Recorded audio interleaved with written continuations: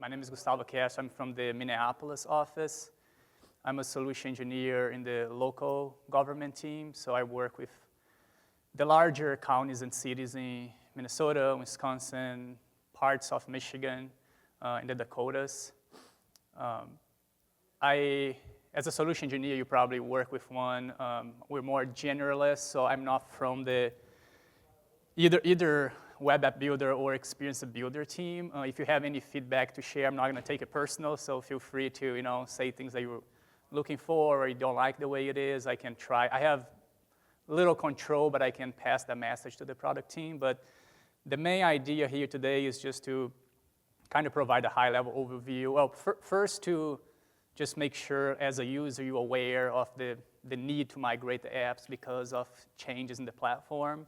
But assuming that you were here, you probably have at least some Web AppBuilder applications and you're thinking about the best way to migrate to Experience Builder.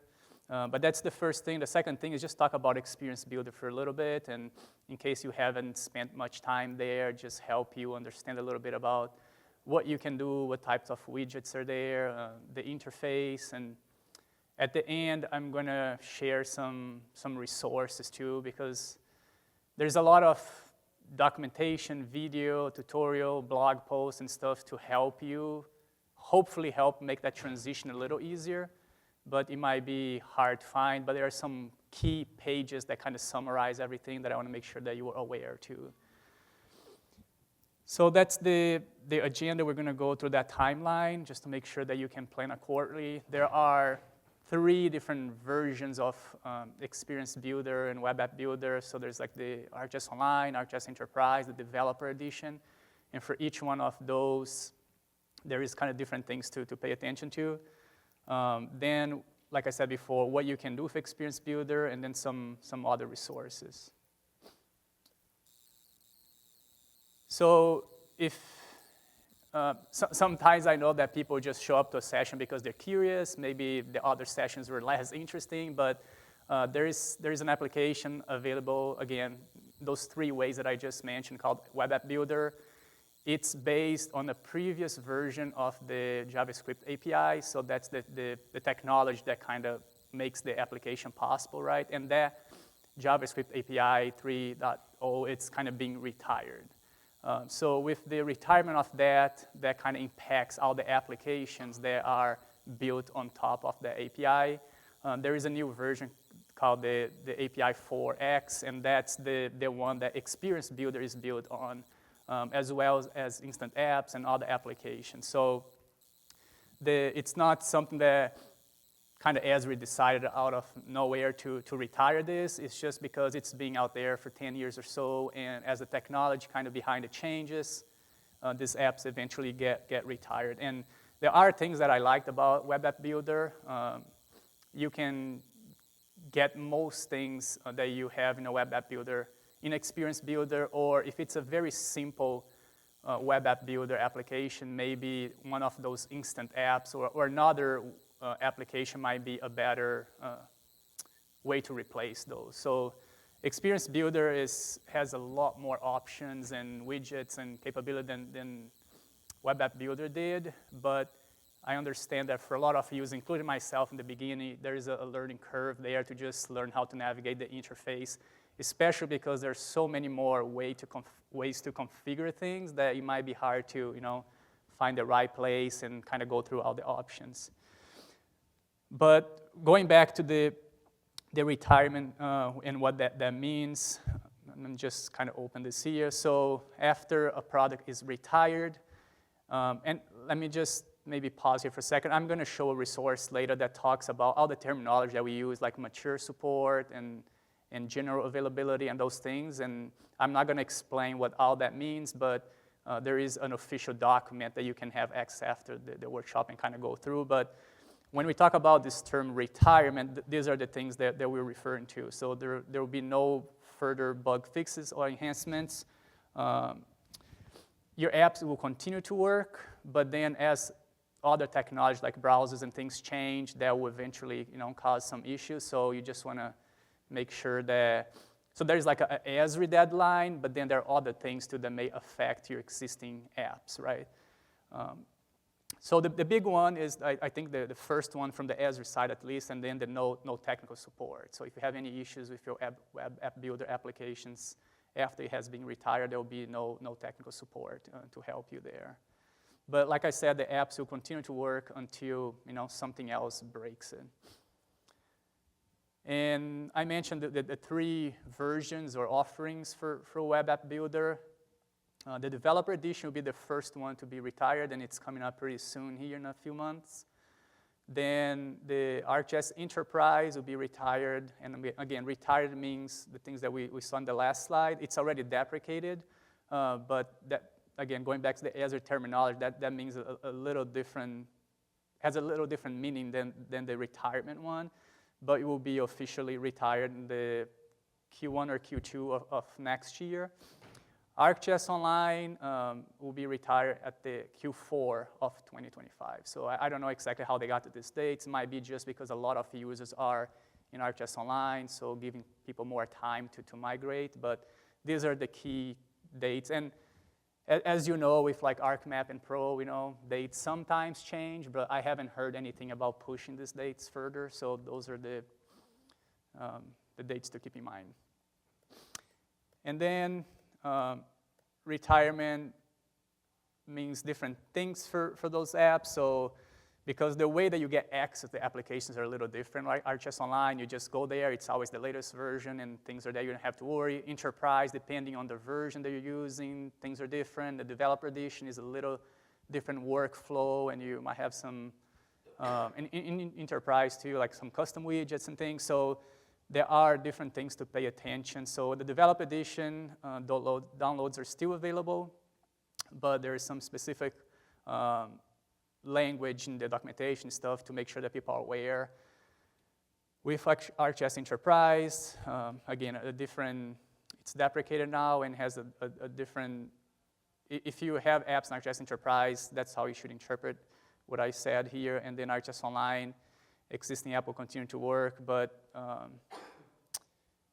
you can't create new apps or add new apps. And I don't know what happened here because I feel like I couldn't do that before. Now I can't create new apps, but that's kind of the language here for the 3 versions. So any questions about that? Maybe we can just pause here because now it's kind of a completely different topic, but I think the main thing is just the dates and then knowing that you're not going to have any technical support or enhancements and fixes and things like that. Okay, so now talking about Experience Builder, there is a gallery that you can take a look at after the presentation if you haven't already. So this QR code here will take you there, or you can just go to the Experience Builder page and there's like a gallery tab there. You click and you can just see. To be honest, I think you can do much better with Experience Builder than the apps that are there, at least the last time I checked. Maybe those are some early adopters, and maybe there's a lot of value like in the data, but just the design of the app, a lot of those apps could be improved, in my opinion, so don't think that like that's all we can't do. With that said, that's one, depending on how you're designing your app, because when you talk about Web App Builder, it's like you have one map, you can add widgets, all the widgets are tied to that map, and it's very limited, right? You can't add a button, you can't change anything, that's what you get. With Experience Builder, the main benefit is that you can change everything. You can move things around, you can add buttons, you can add multiple pages, you can have animations that flip, but then with that comes some responsibility to design an app that looks good, that works well, right? So there are a number of templates, I'll talk about those here in a minute, that will do most of that work for you. But as you start changing things, just keep that in mind that, the user interface has to work well. So some of the templates, they basically mimic what you can do with Web App Builder, and that's a good way to migrate apps. Hopefully some of the things that I'm going to talk about here today will give you an idea of like new apps or other things that you want to do that's not just migrating, but that's part of the presentation here today, just help you migrate. But there's a lot more that you can do in Experience Builder than Web App Builder. So talking about the the strengths and weakness of Web App Builder. So I think when Experience Builder was first released, Web App Builder had a lot more widgets, but it's getting pretty close now. But the widgets, I think, you still have a few more in Web App Builder than Experience Builder. And then I think the biggest one is the one highlighted in blue here. There's just a lot of resources, people that know how to use it, that you can like talk to. And that community is still kind of being built for Experience Builder, right? So if you have some issue, you're trying to find either documentation or blogs or colleagues that can help you there, it might be a little bit harder. But with that said, it has a lot of limitations too. Like it's a single page application. It's only full screen, so if you wanted something that you can scroll down a little bit, you can't really have that experience. It's a fixed layout, so you can't really have, like with Experience Builder, you can have 2D and 3D and move things around, like I said. With Experience Builder, you can't. It's just kind of adding the widgets to these predefined locations in the template. And then the one that I mentioned that, right, the JavaScript API 3x is being retired. So Experience Builder, some of the main advantages is the opposite of the limitation that I just mentioned, right? The flexible layout, so being able to design something exactly like you want. The ability of have the 2D and 3D together. Again, Web App Builder is just one map. In Experience Builder, you can have as many maps as you want in an application. It's not always a good idea, right? It can be confusing, but you can, if you need, you can have more. There are some widgets that were not available in Web App Builder that allows you to integrate with other Esri products. So like a Survey 123 widget, a business analyst that if you're here for the previous talk, he showed some infographics. They were dynamic, and so there is a way to integrate. And hopefully that the teams at Esri will keep talking to each other, and there will be more ways to kind of bring content to Experience Builder in an easier way than copying and embedding and all that. I think those are the main ones for the benefits here. And just like Web App Builder, Experience Builder also comes in different flavors or kind of editions. So you have the flexibility to kind of choose where you want to deploy the apps, right? So this should be the same here. Okay, so here are the when you click on create a new experience, this is all the defaults. It's hard to read, but on the top there you have some tabs, and then those are like things in my organization or my templates or things that other people have created. But then there are also some filters there that allow you to just look at like blank or full screen, scrolling screens, or Web App Build Classic templates that will basically, like I said, replicate what you have now in Web App Builder. But I think the main idea in this slide here is that if you are not a designer type, these templates will help you get a nice looking design that kind of follows some best practice when designing user interface. When you have a bigger project, that's a good thing to keep in mind too. It might be something that you have to work with your communications department or other people that can help you design this, right? Maybe you're really good at the data editing, publishing things, but when it comes to picking colors and font size and all that stuff, it's not your area of expertise. So because, again, you have a lot more flexibility here, it might be something that becomes a project that you can collaborate with others too. So the templates is the first thing to be aware, because it can save you a lot of time. And of course, you can expand and customize those templates. It's just an initial starting point.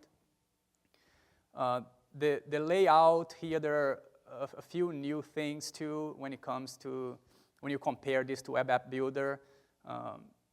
So an experience has at least one page, but you can have multiple pages. So you can add buttons, then when you click on that button, it changes to a different page, right? So that's something you couldn't do with Web App Builder.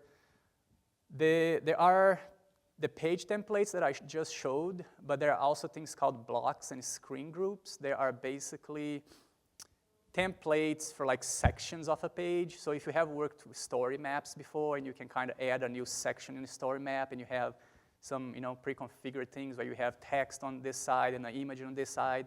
So it's similar to that idea. So you even within one page. And I think the blocks and screen groups are only for pages that are scrolling. So when you get to a session and you don't want to design that whole thing from scratch because there's a lot of kind of different parts, maybe there's a block or screen group that can help you save some time there.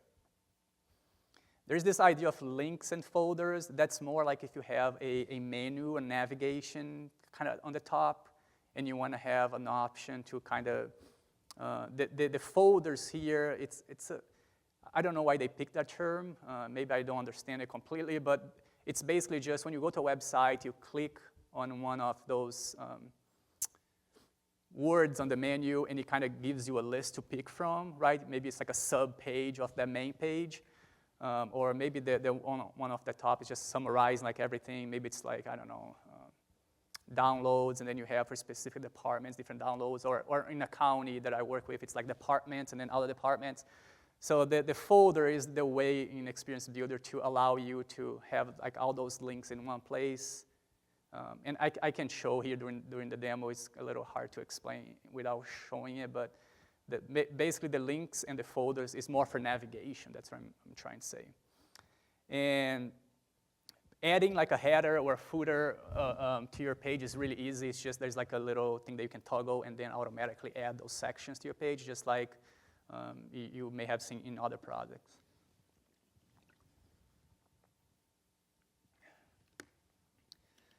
So as you start designing your experience, because like I said, these apps can get as complex as you want, right? It might be hard to navigate because you might have like a row and then you add a widget on top of that and then you add a button here. But there is this location in the app, in the user interface that you can go to see all your pages and then all the outline of those pages too. And by clicking, for example, if I click on this image 1 here, you can see the mouse there, but if I click on image 1, you automatically highlight that section and give me all the configurations for that specific section, right? So it just helps you maybe understand at first how things are organized, but then if you need to edit anything, it's just easier sometimes to select here. And again, I think when I show this, maybe it will make a little bit more sense. Windows, there are 2 types of windows, and it's basically like the splash screen when you go to an application. There's like a disclaimer, or if you click on something and you want some window to pop up, that's this idea of a window. I don't think they had this in Web AppBuilder. I mean, you have the pop-ups on the map, but not, and I guess there were some apps that would give a splash screen, but you can customize this more. Just like look at the templates here, you have a number of templates to choose from. It's not just text and kind of checkbox. And it can also be fixed or anchored. So fixed, you just show, on the middle of the screen. The anchored, it can be something like you click on a button and then, shows right there. And yeah, just like pages, there are window templates too. Here's the screen group, and maybe this helps you understand if it wasn't clear when I was trying to explain it. The image on your left side kind of shows some templates, and then here it's kind of showing those sections of the page, right? This one is very simple. It's just like a number, text, and an image, but it can get very complicated. Like you see some of those have like 9 placeholders for images. And then with like everything else that we do these days, you can save it as a template for other people in your organization to reuse that, right? So maybe you have all the branding there and some things that you have spent some time configuring and you'd like others to not have to do that. You can have that template too and share with other people. The way that data works in Experience Builder can cause some confusion in the beginning too, because there are 2 ways to add data to like an app. One is on like your left side of the application when you open it. You can add some data there, and that data will be available to all the widgets. The other way so that would be like a web map that you want to use somewhere. Maybe it's like a chart, or maybe it's a map widget. You can just add that, and you can use that. You don't have to add that again, right?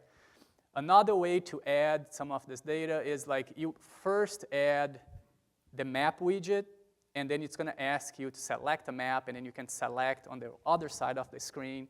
And then after that, that's also available for all the other widgets. But it's just, with Web AppBuilder, usually you would start with a map, and you didn't have to worry about like bring additional data and all this. But with Experience Builder, you're going to start with like a blank screen, and then it's like, well, where's my data? And then you have to figure out kind of how to find that data, and then how to sometimes like link some of the widgets to the data.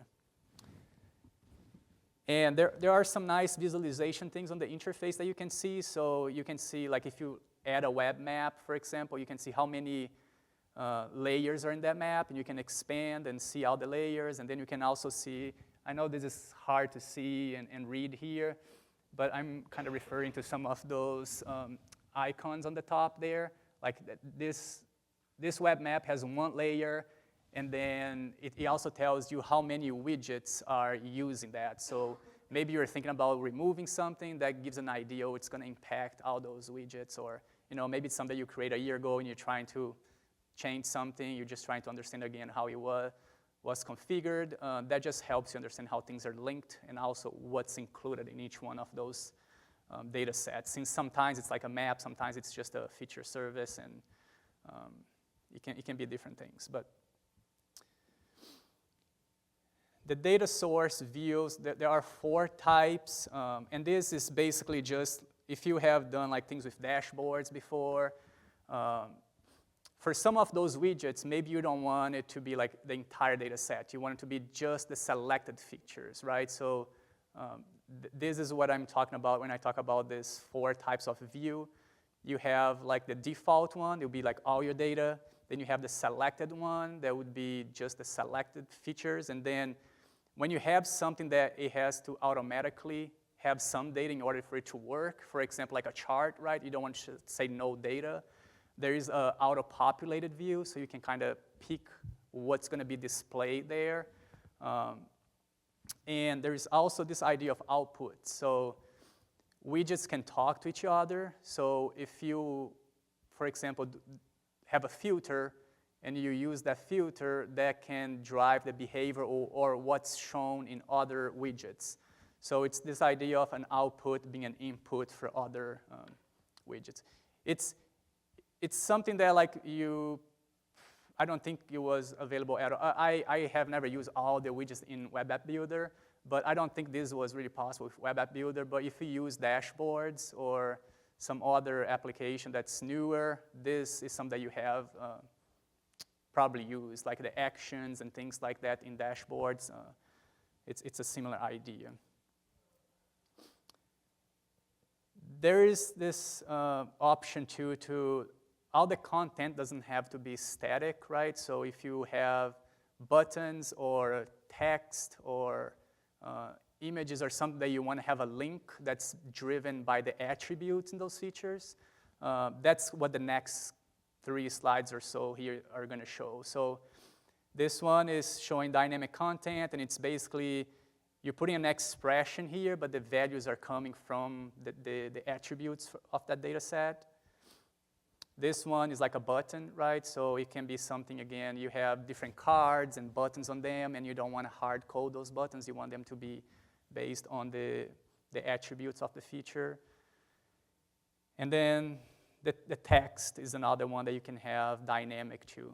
So I hope that's clear to understand, but basically you're just putting placeholders, and then the data is going to come, and what the user is going to see, it's going to be coming from the attributes of the layer. These are, and let me maybe take a break here. This morning I was working on my computer there, and I opened ArcGIS Online, and I saw, oh, there's a new update. Do you want to see the new features? I'm like, not again, because when you're at a conference and you have done your slides already, and I have like a roadmap at the end, what's coming, and the last thing I want is like, oh, things change now. But so this is not a comprehensive list of the widgets here, but those are some of the widgets. The main thing to understand that's kind of consistent for all the widgets is they all have 2 or 3 different tabs that you can work with. And they are content, style, and action. So content, you're going to select like the web map that you want, or maybe the font and color.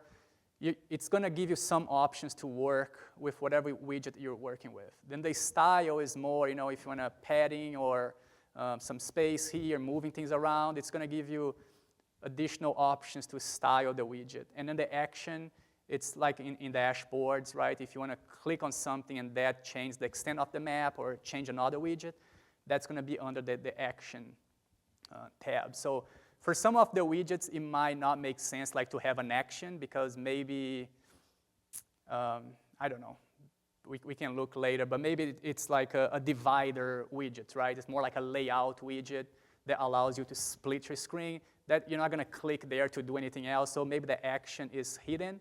But if it makes sense to have something like that, you're going to see those three for like all the widgets that it would make sense.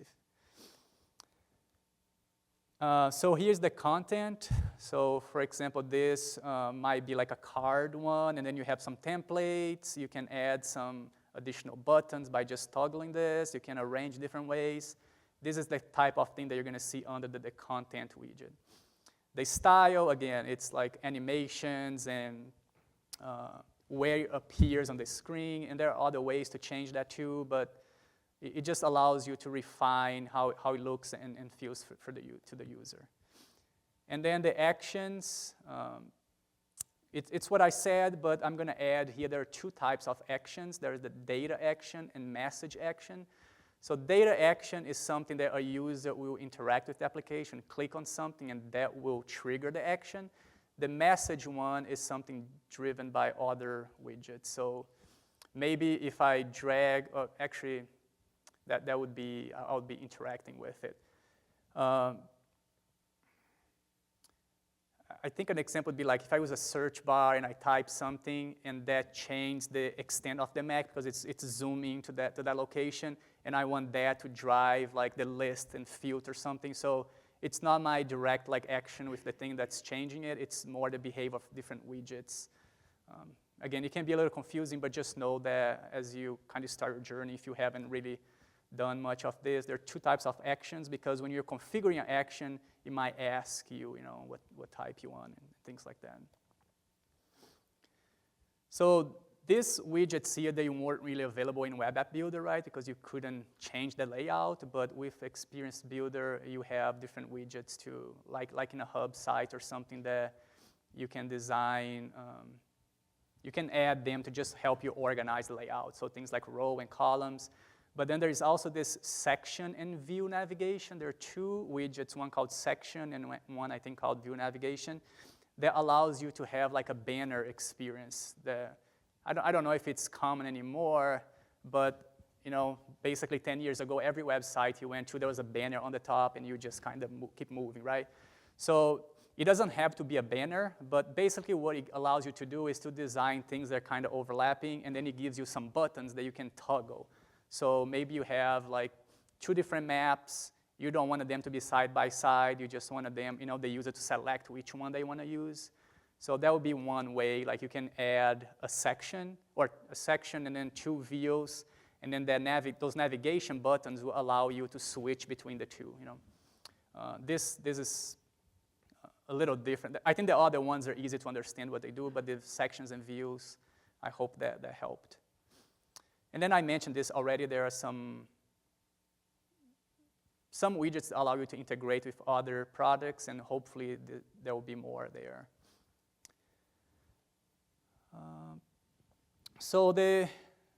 Maybe let me get out of this and go to my browser, and I'll just close this. Don't need to see my emails. So if I go back here, I'm accessing Experience Builder through ArcGIS Online. So the first thing that you're going to see is this page with all your projects. A lot of these projects are things that I deployed using the ArcGIS solutions. So that might be one way that you can learn, how to do certain things. Like you deploy a solution, you like something there, you can go back and go in editing mode and see how they did that. But then I have this sandbox here that's just a blank page. But let's say you were here for the first time.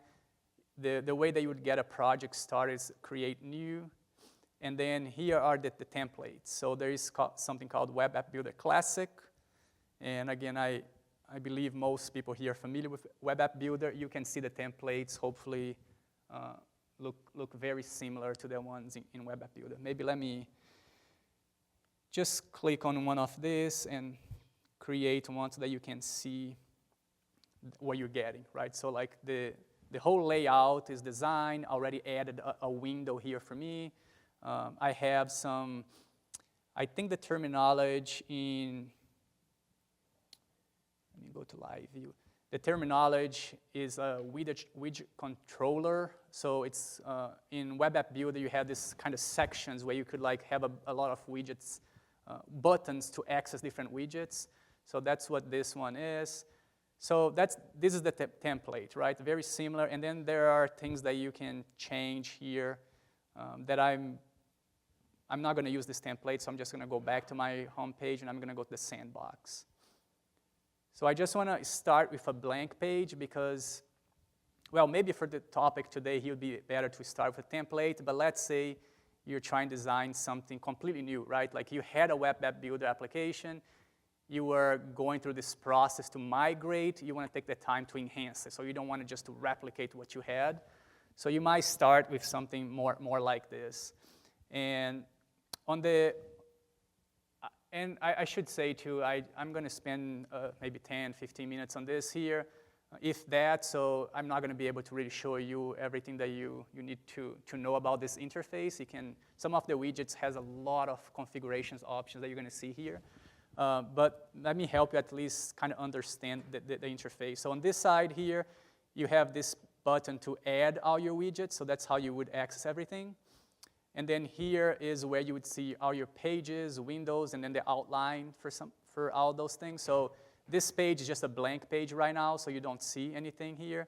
But if I add like a map widget, and I go back here, now there is a map section here, right? So it just showed me everything that I'm adding to my page. This one, this is because I already added this map, but you wouldn't see anything here when you started, but then you can click here, and then it allows you to search your content, groups, organization, living atlas, whatever map you want to bring, or layers, allow you to search for those here. This is if, the utility one is if you need something like geocoding or printing service or something that, it's a utility for application, you add it over here. And then the other ones are additional things just to change the branding and things like that. But if we go back here, like I said in the beginning, one of your responsibilities is to make sure that the application looks nice and the user interface is designed well. There is a button here that's very helpful because the last thing that you want to do is like, let's say today I'm going to use this one. I'm going to use the near me. And then I'm going to use this search. So like I could publish this application like this, right? But this is probably not the best user experience to have, like all this blank space. And so this button here will allow you to quickly, like I want to make this map full size, so you kind of snap to all the 4 sides. This near me, I want to make it full height, and then I want to snap this to the right. So it just puts in the like right place. Instead of you trying to drag and drop things, that can help you. This one, I don't want to snap to anything. I just want to pick a good place, so I'm going to put it over here. And then like this search bar is here, but now I have to tell the application, like, what do I want to use? Do I want to use the world geocoding service from Esri? Do I want to use like a layer? So maybe they can come here and search like by hospital names or something. And the way that I would configure this, so basically anything on this side here is like you're adding, and then when you're trying to configure and refine things, it's going to be on this side. So you can see the content, style, and action tabs that I mentioned before. So under content, I can come here and I can say layer or locator. I'm going to use that geocoding locator. So now you find the addresses. Another thing that I might want to change is kind of how it looks, but I like the other one. So I think I'm good with this one. I could, again, change other things here, but I'm not going to do that right now. So when I click on that near me, you can see that it changed on this side here now, right? So I have content, style, and action, but then the options for those things are going to be different. So the near me widget, I wanted to be linked to that map. And then I think that's how I'm going to do with this one right now. And actually, let me change the map here because I haven't really configured my map. So that's what I was saying before. Like, I add a map widget, but it's just a blank map, right? It's not linked to anything. So I have to select the map that I want. And I have this Wisconsin crash data here. I can go to custom, and I can change the extent if I wanted something that be a little different initial extent, but you get the idea. So now my map's configured, and going back to the search here, maybe when I search for an address, now I'm configuring action, I want to add a trigger that when the selection changes, maybe zoom to that layer. So sorry if I'm going kind of quick, but as you keep clicking on these buttons, it kind of walks you through the process to configure it. So I can come back here and add another action, the map, like I want it to flash, for example. But I can also come here and add an action to the near me widget. So I want, when I search for an address, I want it to automatically drive the near me select. Because the way that you would interact with a near me widget is like you click on a point or polygon button, and then you can either select a point or draw a polygon on your map, and then, right? But I want, when I search on that, using that search bar, I want it to automatically pass that location to the near me widget. So that's what I'm doing here when I say set location. So if I go to my, and so that side, it's like when you're adding things, this is when you're configuring, and then on the top there, it's more like saving a draft and switching between different device types. So you can see that I can see how this would look on a tablet or a phone. And right now, I messed this one up. I'll talk about that. But this one you can see automatically, shows on a phone like this. But let me go back to my desktop. If I want to test this, I have this live view button. And then now I can come here, search for something. And as I click there, it should. This one works. This one is not working yet because I haven't configured any analysis. Again, some widgets are very simple to work with, like the search one is just picking the geocode. The near me, there's so many things that you can do here that it takes more time to configure that. So I could get out of live view, come here, and now I would have to configure some analysis here. And I'm basically telling the widget if I want to look at the closest feature, or if I want to find everything by proximity, or if I want just a summary, maybe like I just wanted to look at a bunch of points, crash data around the location, and give me like the medium or the sum. So let me just select one, proximity, and I'll do OK. So now you can see that the widget looks, before was just kind of blank. Now I have the things here. I think it's configured correctly. So if I do that again,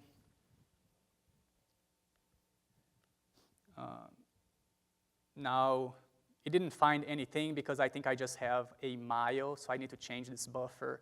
But you can see there's some crash right here. But then that would show here the summary. I'm not going to change this because just sake of time here, but I have this app, right? And one thing that I want to mention about Experience Builder that I have heard from a couple of you is that, oh, I don't like Experience Builder because it doesn't really work well on mobile device. If anything, it should work better on mobile device than Web App Builder, but there are a couple of things that you need to know. Like, for example, if I switch to a phone, that's not, because I'm designing these things, right, like myself. Web App Builder, you couldn't change anything, so Esri kind of designed it and configured everything to work well. Let me get out of live view. So you can see two buttons here, auto and custom. So when auto is on, you basically do its best to adapt that, what you design on a different screen to this screen size.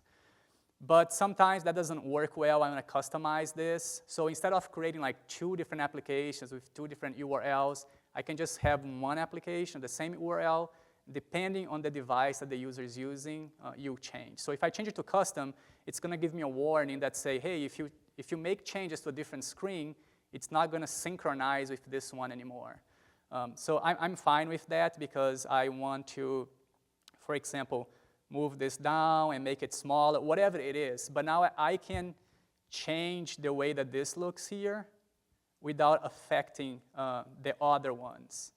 So you can see, and maybe let me make this just full width. So maybe that's how I want this to look on a mobile device, right? And now if I go back to my other screen, like nothing changed here. It's just for that one. Again, you just have to take the time to do it. If it's something, it starts to get too complex, it's definitely not going to look good on a phone the way you design on the desktop. And another thing that you can do here too is, let's say I actually don't want, in this case it doesn't make sense, so just bear with me, but let's say on mobile device, I don't want the Neo widget at all because it just doesn't look good, it takes too much screen space. There is this pending list. So I can move this to a pending list where it's still going to be available to all the screen size. It's not going to delete that from the other screen size that I'm configuring. But for this one, it's just not going to show when a user is accessing this through a phone. So that's an important thing just to know that's out there. And then you can kind of play and get familiar with kind of how the pending list works. But if I go back here, you can see it's still here, and it should still be on the tablet. Actually, this one, I did it to custom before I come here, so it's just a blank screen. But here, it's not there anymore because I moved to the pending list. Let me see if there is anything else that I want to talk here, because I have more slides and then some resources too, but maybe any questions before we switch, since I have this open here?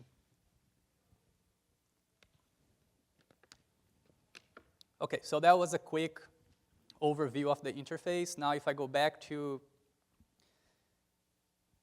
my slides, so the things that, right, I think everyone is thinking when they're doing this migration, like you want to minimize the impact, you want a better performance, you want to modernize the look if you can, because again, Web AppBuilder is 10 years old, so it still looks good, but there are a lot more that you can do with Experience Builder. You want to design something that looks great on mobile too in most cases, maybe not for all applications, but in a lot of cases.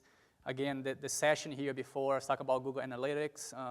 If you're getting analytics on some of these apps and it's telling you that a lot of users are using that through a mobile device, maybe you take the time to make sure that things look good on those devices too.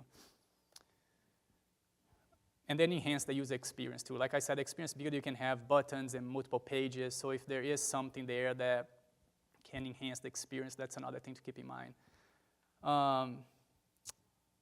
This slide is more just like some things are basic and like just selecting a Web AppBuilder template and just configuring the widgets that are already there. That's kind of very basic, just to replicate what you had on Experience Builder. But then there are some things that you can do beyond the basics. That would be some of the things that I showed during the demo, like the search in Web AppBuilder. That's something very minor, but it could only be like in predefined places, right? Now, if you want, you can have a widget controller or a search bar right in the middle of the screen. So the pending list is another one that's beyond the basics because, again, it goes back to if you don't need to know all those things or really design something that's optimized for all the devices, but depending on the type of app and how the user accessing it, it's something that you're probably going to have to spend some time doing that. So I think this is if you are just waiting for like specific widgets, or if you have been planning and you're here today just to see like if there is anything new, hopefully some of this, everything that I said up to now, maybe it's repetitive, but I want to mention some resources here that can help you too. So there are I have things embedded on my slide. I'm also going to show like on a browser how you can find it. But there is I think it's a blog article there that has all the Web AppBuilder widgets, and then it kind of color code things for ArcGIS Online in this case, ArcGIS Enterprise in this case, and ArcGIS Enterprise has a lot of colors because, again, there are a lot of versions, right? ArcGIS Online, it's always the last one, the latest one. So let me go back to the online here again. It's all yellow. It just says, like, yeah, it has been implemented, it has not, or partially. This one's the same idea, but for all the different versions. And then, so that's one resource. And there's like a blog article with these 2 images embedded there. Another one is this one here. It's just kind of like a documentation that if you're planning that, or if you came here today to kind of learn about the topic and you are going to have to plan, this is a good place to start. And these are the QR codes that you can access those 2 resources. One thing about the widgets is that not every single widget is going to be migrated to Experience Builder, because some of the widgets are available in other ways. It might be like a configuration, the web map, or it might be something you can do with Arcade, or in some case, like very specific widgets for like the national security, like type of thing. So like yesterday there was an SC here from the public safety team, and unfortunately in his sector, a lot of the widgets are gonna have to be custom developed. For state and local that I work with, like the majority of the widgets are gonna be there. But yeah, this is just kind of the list of the widgets that are not gonna be in Experience Builder and kind of the reason why. It's available in other products, or you have to create custom just because it's very specialized, and at least right now they're not planning on doing those. And like the second one, like it just says it might be available in other ways, so you can still do it, but it's not gonna be accessed through like a widget. And there is an article that talks about this too, and like the reasons and all that.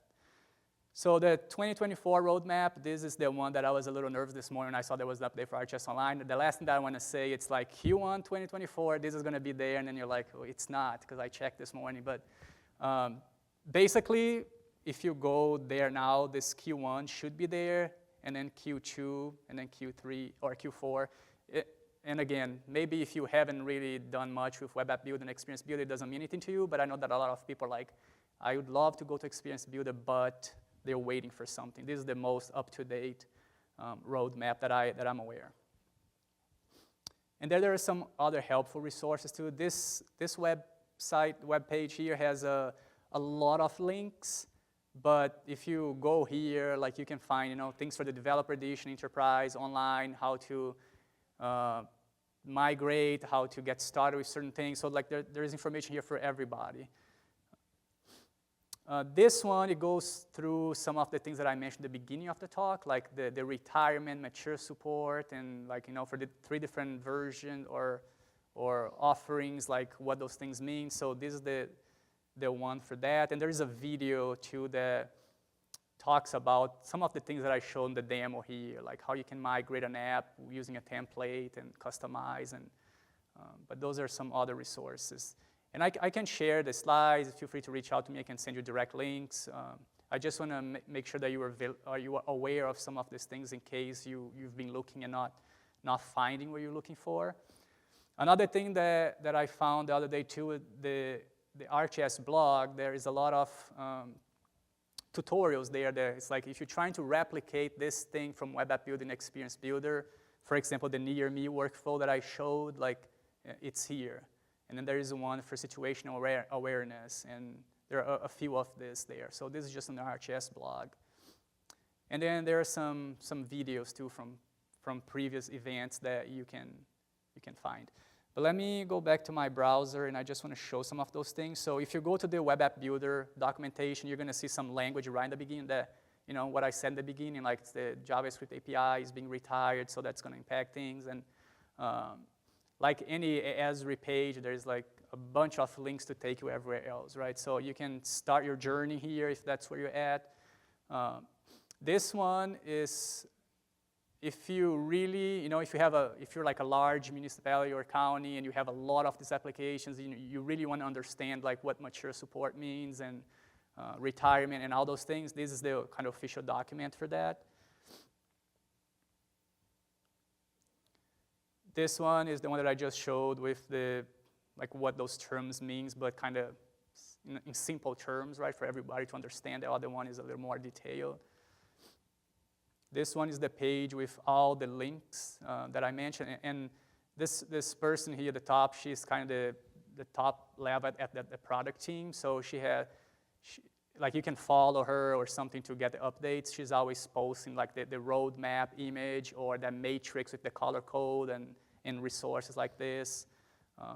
But this is the one that's like has a bunch of resources here. You can see it's a very long list, and you probably don't have to go through all of them. Just select the ones there.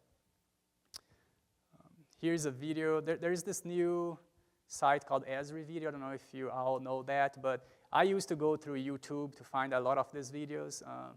But now there's an Esri Video site that should have videos from past conference, plenary sessions, and all those things here. And there is one called Modernize Your ArcGIS Web AppBuilder apps using Experience Builder. I think it's like a 20, 30-minute video that shows with like a parcel editor, maybe drafter application, like how you can migrate and have something that looks very similar. For the developer edition, this is where you should come to first, and you find additional links and things here. So this is what I want to show in case, like again, you are one of those users that maybe you have seen this already. If you have been waiting for specific widgets, you have researched everything here. And but this lists like all the widgets, and then for the 3 options, enterprise, online, developer, like when it's going to be available, or if it's not going to be available, and the reason. So it has like a table here that you can use. On that same page, just to save me some time, I just opened a different tab, but these are the ones that are not gonna be migrated, and then here's the migration path. So if it's the only way to do it, it's custom. It says custom development is necessary, but some other widgets here might say like configure the form in the map viewer instead of whatever you're doing before in Experience Builder. But it just tells you like how you could get that same behavior in a different way. And then at the bottom here, it has the widgets that are only available in Experience Builder. So again, people say, oh, I'm not moving there because it doesn't have all the widgets, but it has a lot of additional widgets too. So the talk here today is migrating, but also for new applications, just start with Experience Builder. Definitely don't start something with Web App Builder now, because very soon you're going to have to migrate them. So, and there are a lot of new widgets here that are not included in Web App Builder. Here is the blog. Again, I said that roadmap is available online. So again, the same person from the product team. And then, I mean, there are so many resources, but I hope some of those are helpful for different people here. I think we have 5 minutes, so we can have 5 minutes for questions, if you guys have any questions.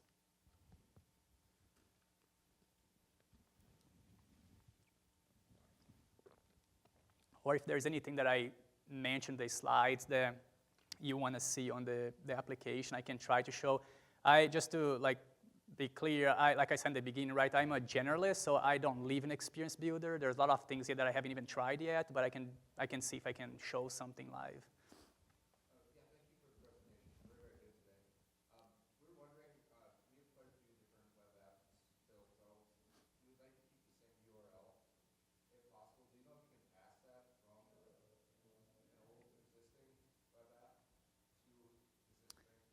Yeah, I don't think so, unless you're using the developer edition or something, you have like a custom URL, you could, but with the item IDs and everything, yeah, I don't think so, yeah, sorry. Yeah, yeah, and a lot of people, it's not really the same questions, but they're like, why can't Esri just have like an easier way to migrate things? It's because the API is changing, right? So it's not just like the user interface, the whole, the technology behind it is just changed, but yeah, I see what you're saying. If you have a lot of those, it's a lot of things that you have to make sure that you update at the same time. But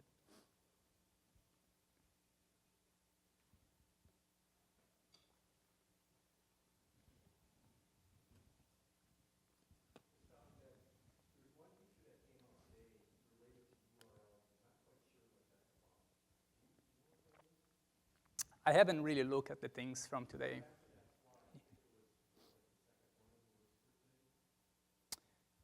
You mean this one here? The select widget, the app URL parameters?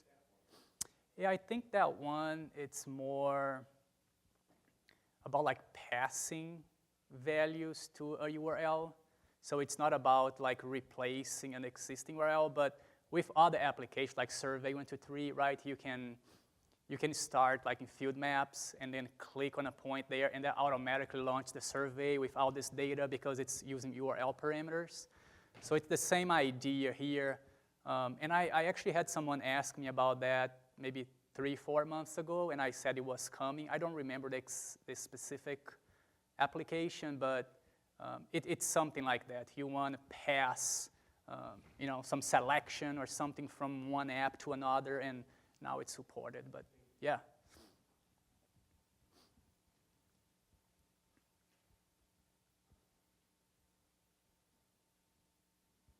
Yeah, like I said, I'm not in the product team. If you want to come to me later and say, hey, I don't like that, or I would like to see this, you can, if you don't feel comfortable sharing with the group. But yeah, I hope this was helpful, and thank you.